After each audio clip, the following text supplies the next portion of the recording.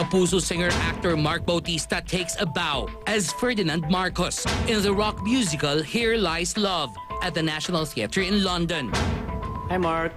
Hey! 2 months ka na dito sa London. Kamusta ang rehearsal? Ito yung parang kahapon nag-last rehearsal kami. So ngayon is tech rehearsal na. So mas intense na ngayong 3 p.m. to 10 p.m. So hanggang gabi na. Opening nyo sa September 30.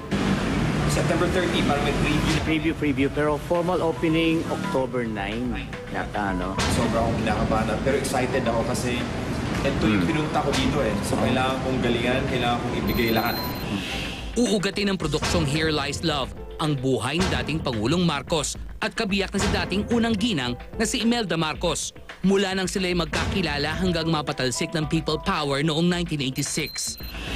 Samantala, sa bisa ng warrant of arrest, inaresto ang ina ni Mark na si Susan Bautista sa kasong estafa nitong September 3 sa Cagayan de Oro City. Nung lumabas yung issue, hindi ko napigilan na iyak ako sa isang corner kasi first time kong nakita yung mama ko may mugshot. So sabi ko, wow, pala.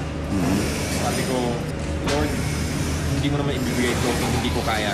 Ito paano mama ko pa rin siya kahit magkakali siya. Of course, tutulungan ko pa rin siya. 6 months kang wala sa atin, ano? Mga kapuso, anong gusto mong sabihin sa kanila?